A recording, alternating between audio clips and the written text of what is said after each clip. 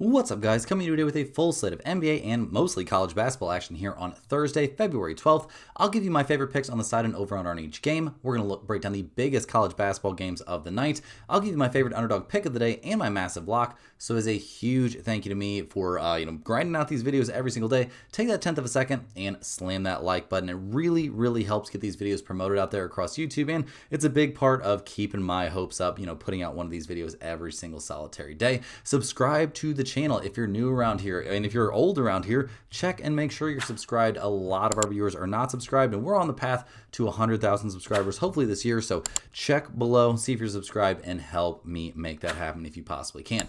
Also, get down there in the comments. Let me know anything you want to say about these videos, about my picks, about any picks you're looking at across the sports world. I'm more than happy to get back to you. I also can reach out to the premium handicappers over there at stumpthespread.com and let them know what you're asking and see if they have any answers for you as well. Also, definitely make sure you're checking the pinned comment. That's the top comment below the video. Check that every single day. That's where you'll find my favorite picks from every single video I do. Now, unfortunately, those pinned comment plays are not having a very good day here on Wednesday. Tuesday, amazing, 5-1. Sunday was also 5-1. Monday was 3-3, but Wednesday is looking pretty bleak, guys. Some pretty terrible luck mixed in there.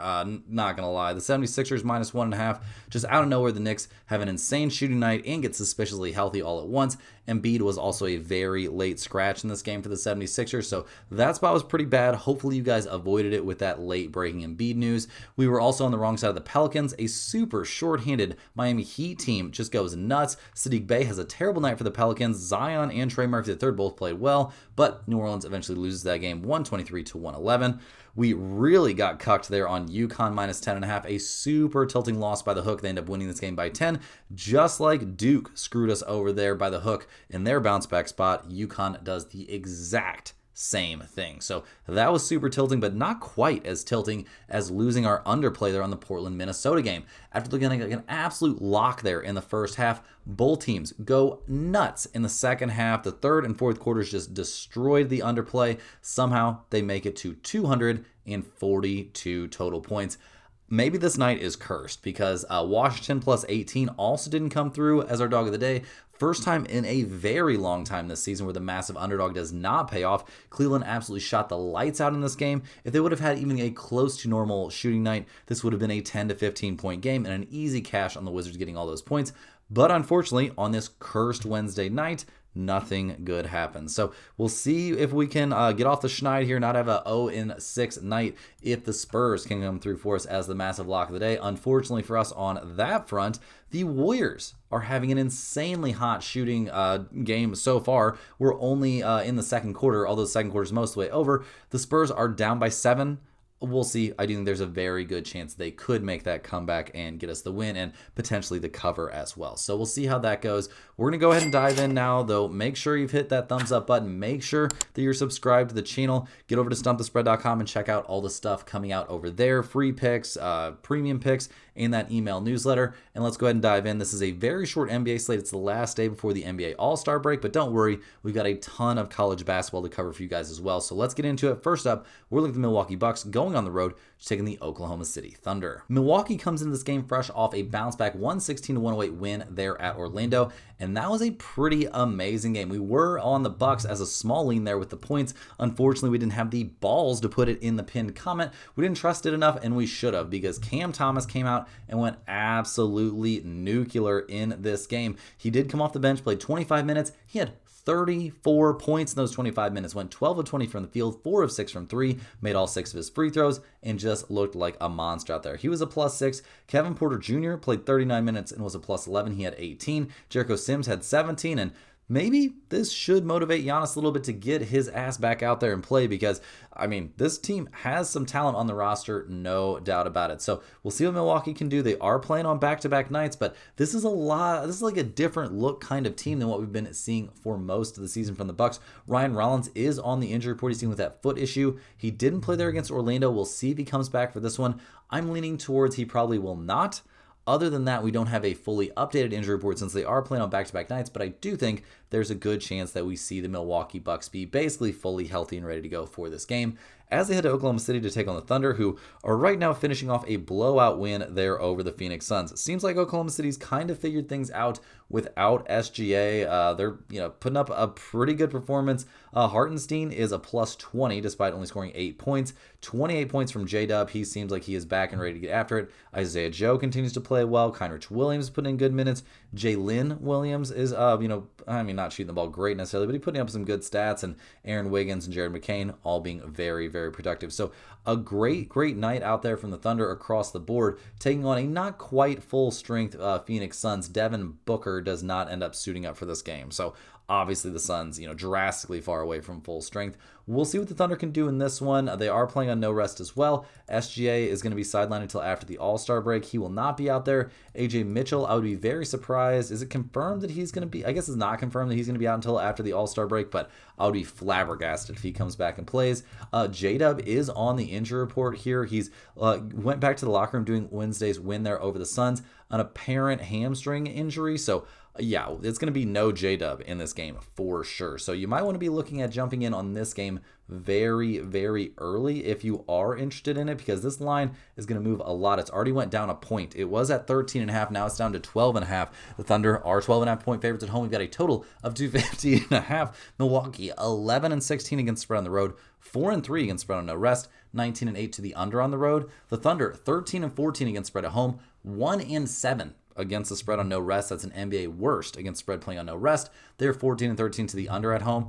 Do I think the Thunder will get enough production here to win this game? Yes, I do. Do I think it'll be enough to win it by 13 plus points?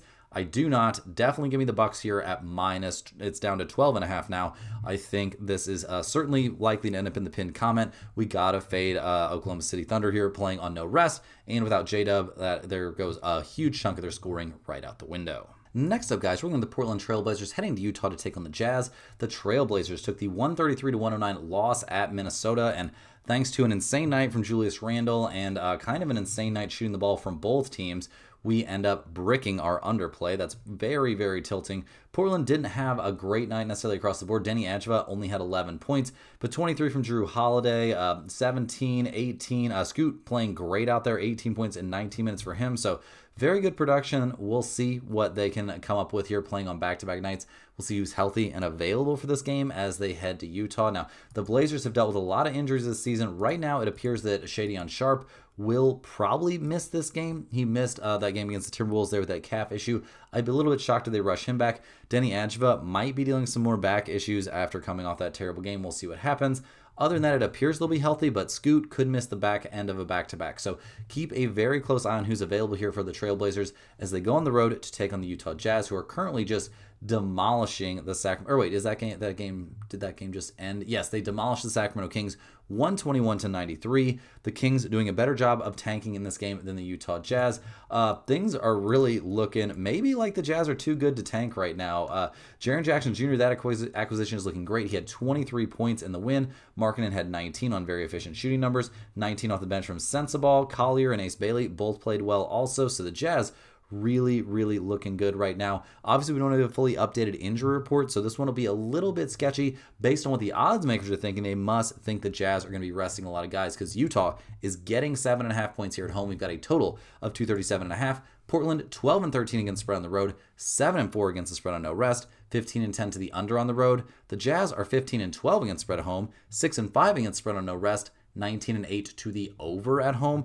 In general, in this game, I like the Utah Jazz getting 7.5 points. I like it quite a bit, but we're probably going to have to wait on this one. We need an updated injury report, especially from a tanking Utah Jazz team. They could end up resting a lot of guys for this game, so it's going to have to, unfortunately, be a wait-and-see spot for us with a significant lean towards the Jazz and the points if they're anywhere close to healthy. In our last NBA game, before we hop over and cover a huge chunk of that college basketball slate, we got the Dallas Mavericks heading to Los Angeles to take on the Lakers. Now, the Mavs are 19-34 on the season. They're not having a great time right now, losing 8 in a row. Cooper Flagg putting in some very, very good work recently, but unfortunately that foot issue is going to keep him out for the Lakers game and for the Rising Stars game, so we won't be seeing him on All-Star Weekend. That's pretty disappointing if I'm being honest. The Mavs played really well there against the Suns to eventually end up losing by 9. Cooper Flagg put up 27, had some highlight reel plays. 31 off the bench from Najee Marshall, but they shoot only 23% from three, just not able to really stay attached in that game. So we'll see who Dallas is able to run out there for this one. Obviously, having no Cooper Flagg sucks. Looks like it's going to be a starting lineup of some iteration, something like Tyus Jones, Max Christie, PJ Washington, and Daniel Gafford. Gafford has been playing really, really well. Najee Marshall also on the injury report. He's dealing with a left foot strain, and he's questionable. Seems like the Mavs might be tanking it out a little bit here, so they might not really be playing everyone.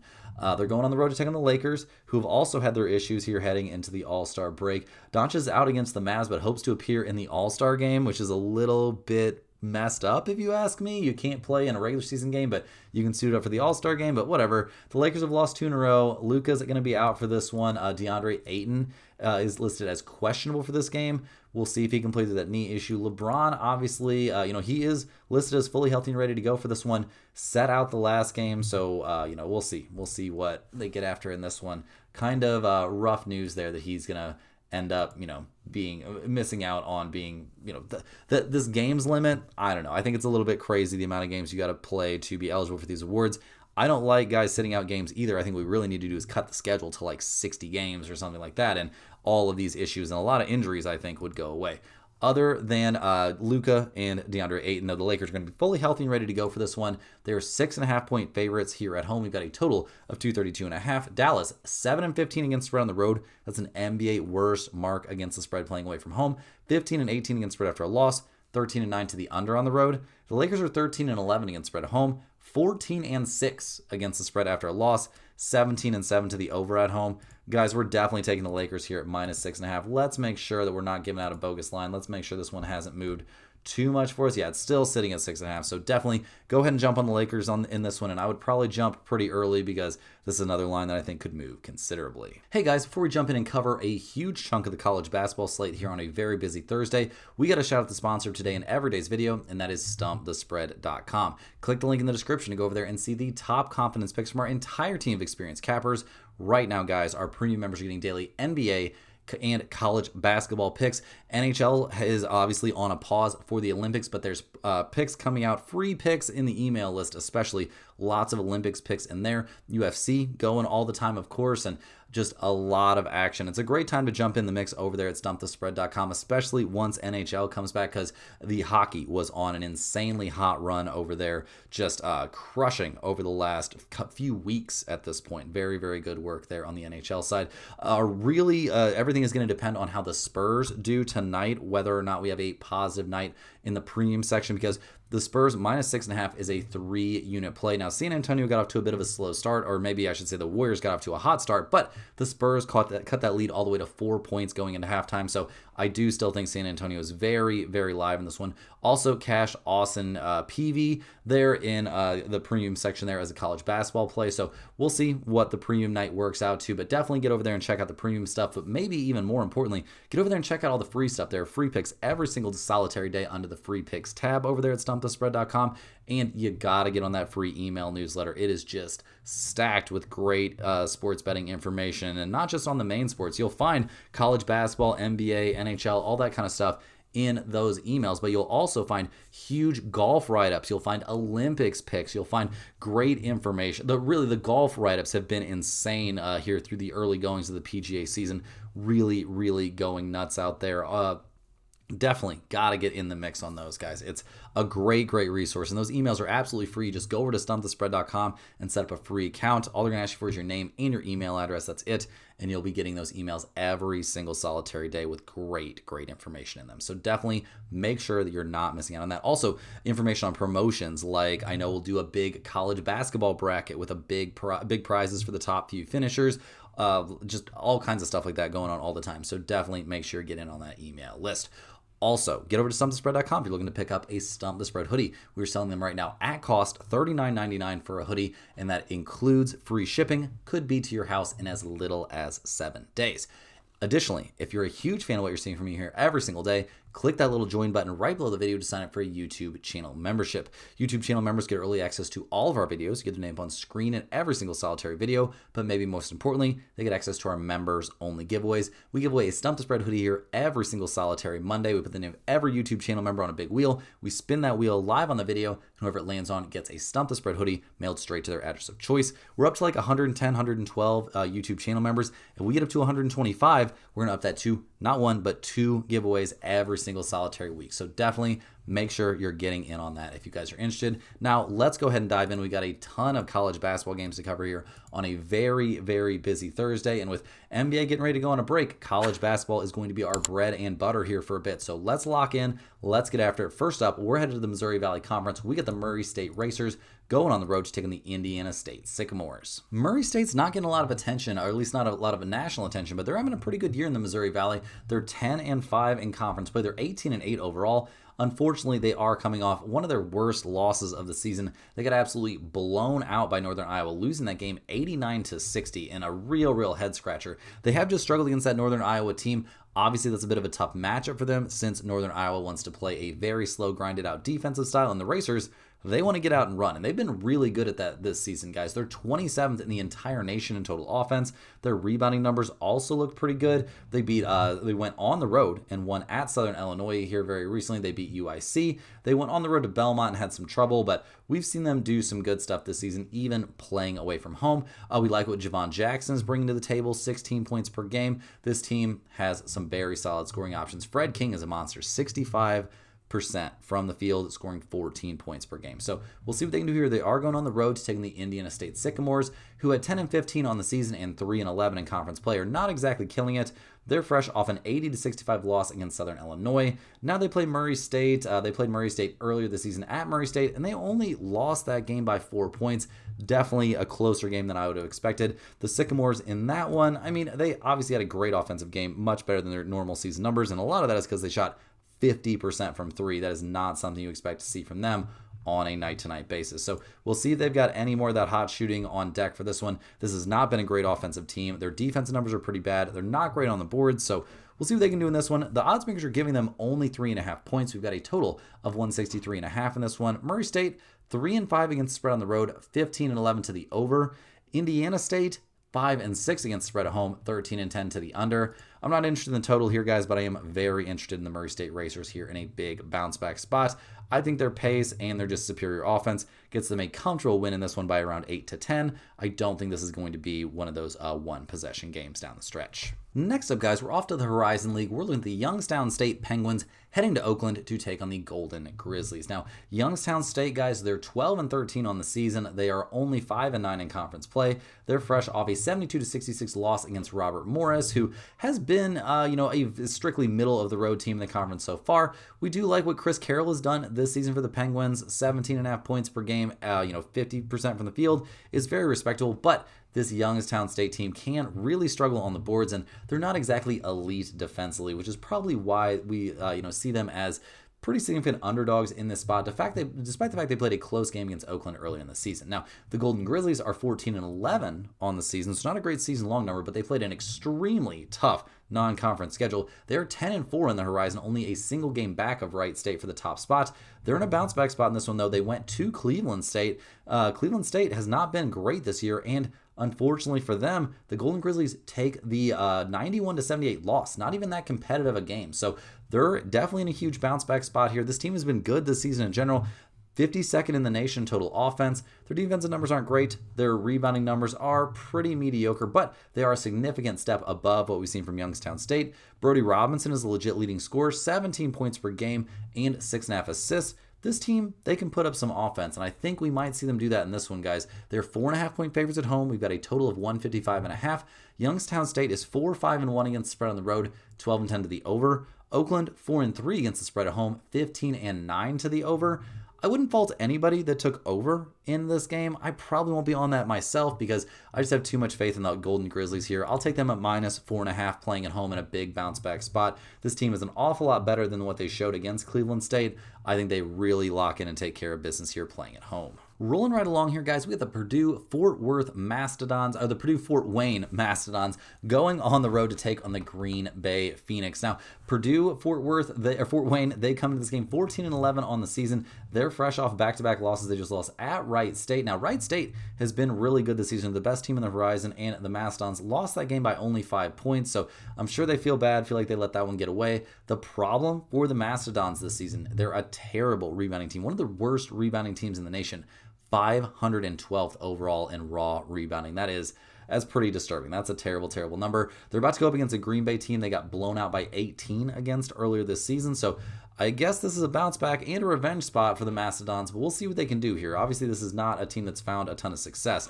Green Bay, the Phoenix, they're 9-6 in conference play out there in the horizon, so they're squarely in third place. They're coming off back-to-back wins. They won at Northern Kentucky, and then they beat Detroit Mercy there by 13, so a pretty good showing, albeit, Detroit Mercy not a monster, but not a terrible team. They're 500 in conference play. CJ O'Hara, 14 points and 57% from the field. Very good. We like what we see from this team in terms of, just ball movement and player movement on offense. The rebounding numbers are atrocious, which would be a problem against most teams. Apparently not a problem against Purdue-Fort Wayne. Their offensive numbers, though, are pretty good, and this one is listed as a very close game. The odds makers have the Phoenix only 1.5 point favorites here at home. We've got a total of 143.5. Purdue-Fort Wayne, guys, they are 6-6 against the spread on the road, 12-10 to the over. Green Bay, 5-4 against the spread at home, 13-11 to the over. Once again, this is a spot where I like the home team. They've already shown they can dominate in this matchup.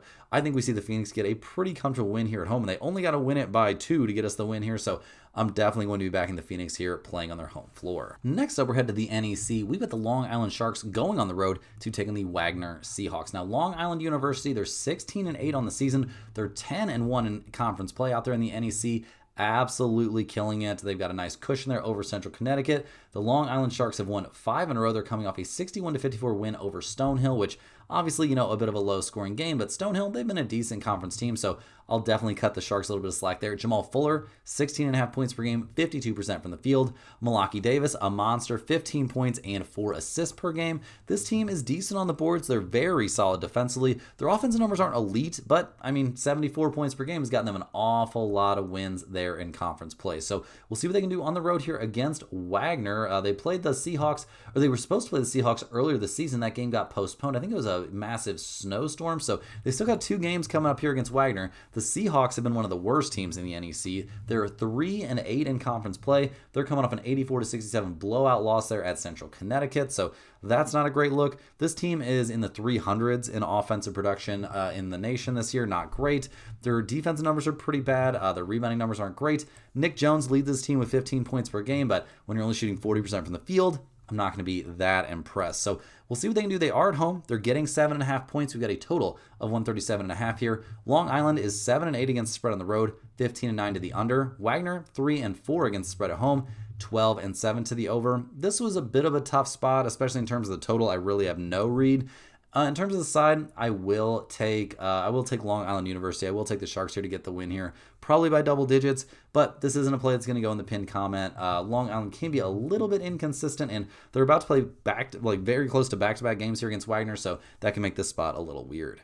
Next on the docket, we're headed to the CAA. We've got the Monmouth Hawks going on the road to take on the Drexel Dragons. Now, Monmouth, they're 12-12 on the season, 6-5 in conference play. They're coming off a win at Stony Brook, but man, that was a crazy 1-point win. And Stony Brook, they've been a decent team this season, but not exactly juggernauts. We've liked what we've seen from Jason Riera-Torres this season, 16 points per game, but only 40% from the field. Jack Collins, 8 points and 5.5 assists. This team, not exactly juggernauts offensively, 328th in the nation total offense. Their rebounding numbers are okay. Their defense is okay as well, but definitely not elite.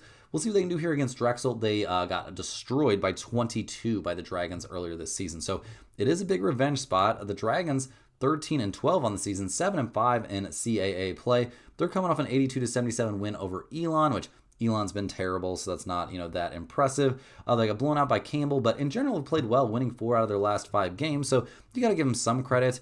This is a team that relies much more on their defense than anything else, so the fact they put up 82 points in their last game is pretty impressive.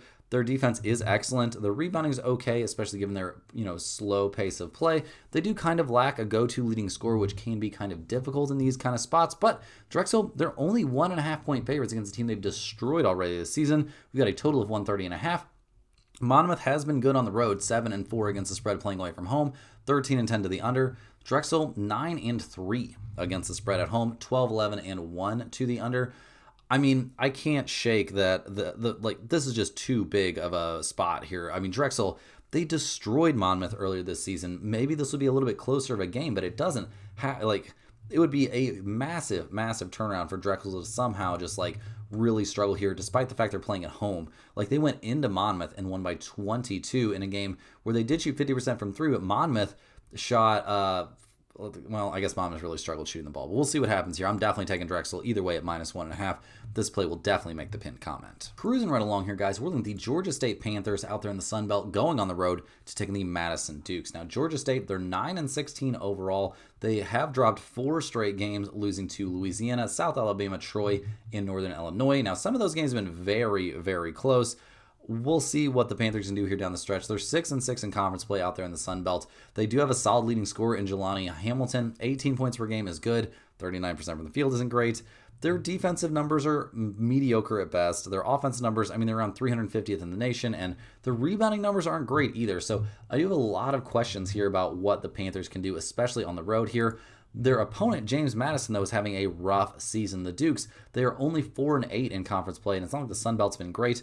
They're in a letdown spot coming off a 73-71 win over Toledo. Now, Toledo obviously has not had as amazing of a season as, they would have hoped. But Toledo has done some good things this season. Obviously, this was the MAC SBC Challenge, and James Madison, they do get the win. I do feel like that leaves them in a bit of a letdown spot. This team's a little bit better on the boards, but their defensive numbers are bad. Their offensive numbers are not much better. Justin McBride will be the best player on the floor in this game. 16 points per game, 50% from the field is very, very respectable. We'll see what they can do here against Georgia State. They got a couple games against them here at the end of the season. Now, the odds makers love James Madison. They're 6.5-point favorites here at home. We've got a total of 143.5. Georgia State is 7-6 against the spread on the road, 14-9 to the under. JMU only 3-7 against the spread at home. They're 12-11-1 to the under. Guys, I got to take Georgia State and the points in this one. I just don't think James Madison deserves to be this big of favorites, despite the fact they're playing at home. They haven't been great against the spread at home. Do they win this game? Maybe, but I think it's going to come down to the last possession, maybe 2 possessions, and that gives the points tons of value in this spot. Next up, guys, we're headed back to Missouri Valley. We got the Evansville Purple Aces going on the road to take on the Southern Illinois Salukis. Now, Evansville has been real bad this year. They're 2-12 in conference play, but they are coming off a win. They got an 88-80 win there over Illinois State. Illinois State had a pretty hot start to the season. That has tailed off drastically. Now, Evansville, their season-long numbers are horrifying. They're in the 400s in all the major categories, averaging 67 points per game. That's pretty bleak stuff. Their 2 conference wins have come against Illinois State and Indiana State. Their game after beating Indiana State, they went to Bradley. They played against Bradley and actually kept things pretty competitive. So we will keep that in mind in terms of history this season against Southern Illinois. They were supposed to play them earlier this year, but that game got postponed. So they're going to end up having 2 games here at the end of the year against the Salukis. Now, Southern Illinois, 11-14 on the season, only 5-9 in conference play. They've been playing a bit better, going 3-2 over their last 5, including wins over Northern Iowa, Illinois State, and Indiana. And that win over Indiana was a 80-65 blowout. So definitely got to give them a little bit of credit. The Salukis are putting in the work here at the end of the season. They're a very good rebounding team, 97th in the nation total rebounding. Their offense numbers aren't amazing, but they're not terrible, and they do play a little bit of defense. So we'll see what they can do here. Quelron House, 14 points per game and 3.5 assists, leads the team, but this could be an interesting spot for the Salukis. Now, the problem that I have here is they are 11.5-point favorites at home. We've got a total of 139.5.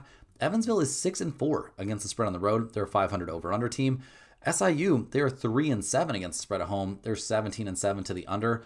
I don't hate under 139.5 in this game, but much better than that. I'll take Evansville getting all these points. It's just too many points. I know the Aces are in a letdown spot, but their last letdown spot, they played great after it. I think they avoid the letdown here and make this a very competitive single-digit game. Rolling right along through this very, very deep college basketball slate, we got the South Alabama Jaguars going on the road to take on the Southern Miss Golden Eagles. Now, the Sun Belt has been a pretty competitive conference this season. South Alabama, they're 7-4 in conference play, which does leave them 3 wins behind Appalachian State. The Jaguars are coming off an 81-69 win over Buffalo, and Buffalo, I mean, this. That was another non-conference game. What was this? This was the MAC SBC Challenge. So yeah, a nice little win there for South Alabama. Buffalo's been a decent team, so we'll see what the Jaguars can do in this one. Chase Harris is a monster.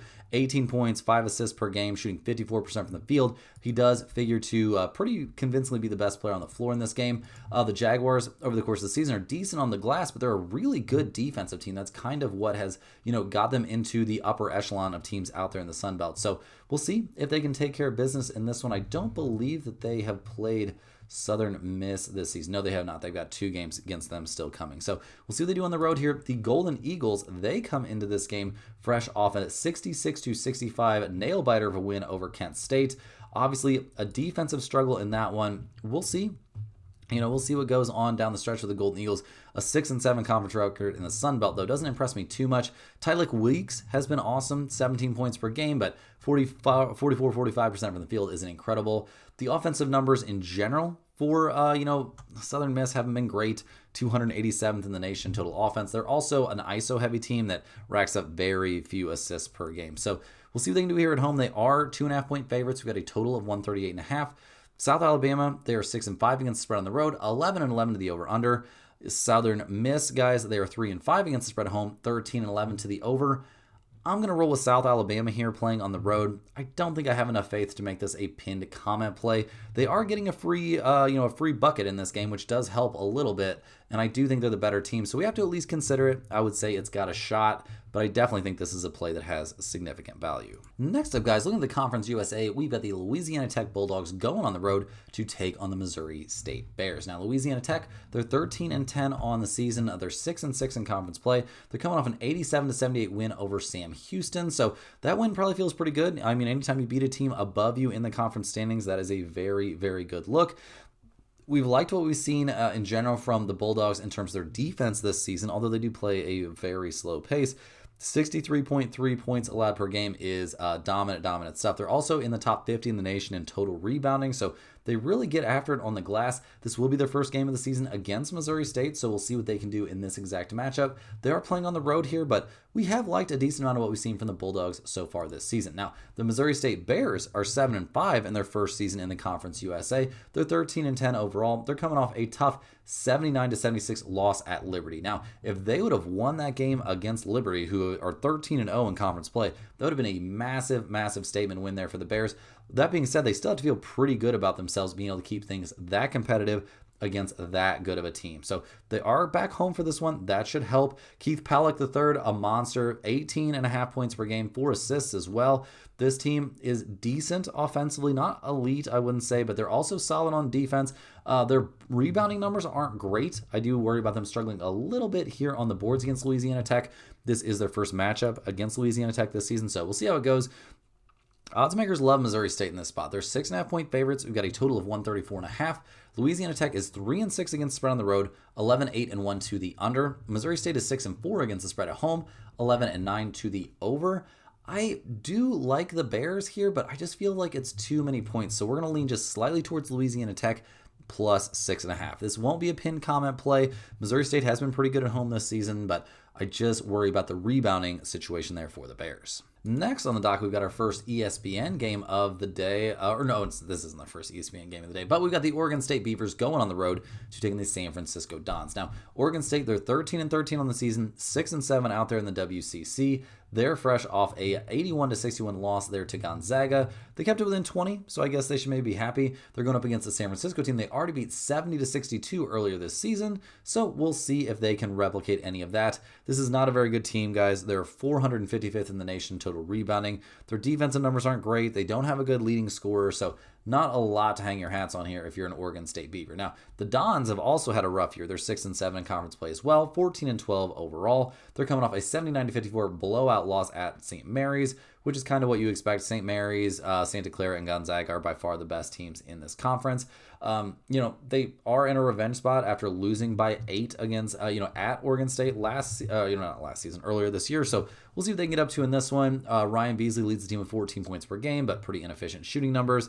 This is not a great offensive team, but their defense is okay. Their rebounding is okay.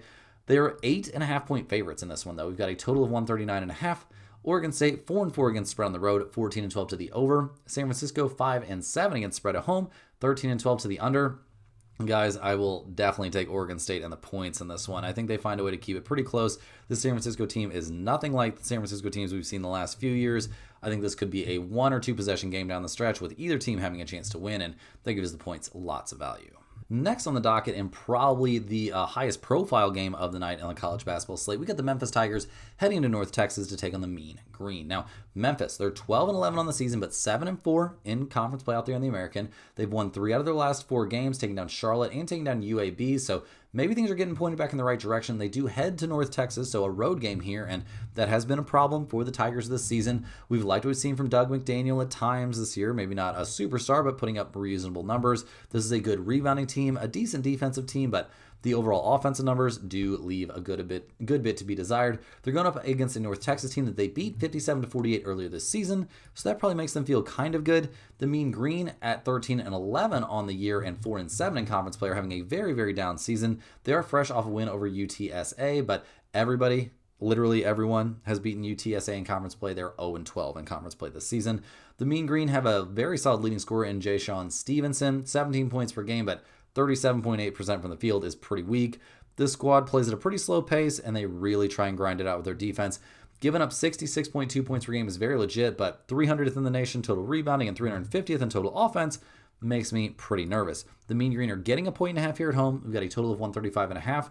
Memphis, 2-6 against spread on the road, 12-11 to the under. North Texas, 5-5 against spread at home, 13-9 to the under. I actually really like under 135.5 in this game. I think we're going to see very, very little offense in this matchup. Honestly, the under is probably the better play here. If you're begging me for a side, I will lean just slightly towards North Texas here in a bounce back spot, like in a revenge spot, but overall, guys, I think the under is a fantastic play in this spot. Last but not least, guys, we're looking at the South Dakota Jackrabbits as they go on the road here to take on the Denver Pioneers. Now, South Dakota State, guys, they're 11-14 on the season. They're coming off a 68-67 heartbreaker of a 1-point loss against South Dakota. This team has not exactly had a great time in the Summit this year. 4-6 overall. North Dakota State's been great, but South Dakota State's been terrible. Joe Saylor leads this team with 14 points per game. They're not a great team offensively, 215th in the nation. Their rebounding numbers are good. Their defensive numbers are not great. We'll see what they can do here. They are on the road against a Denver team that they did beat by 8 earlier this season. So that has to give them at least a little bit of confidence here. The Pioneers, though, Denver, they come into this game 12-14 on the season. They're 5-6 in conference play. They're fresh off back-to-back wins. They went into North Dakota State and got the 78-71 win, giving their, at least geographical rivals their first conference loss of the season. Then they followed it up with a 98-79 win over North Dakota. So they avoided the letdown spot. Carson Johnson is a monster leading scorer for this team, 19.5 points per game. I doubt we'll see him in a Denver uniform again next year. They're 45th in the nation total offense. Their defensive numbers are bad. Their rebounding numbers are mediocre at best, but they can get out there and they can put up some big numbers. Against South Dakota State earlier this season, they did take the loss. Now they're at home for this one. I think that should definitely help. They're getting a 1.5 here. We've got a total of 158.5.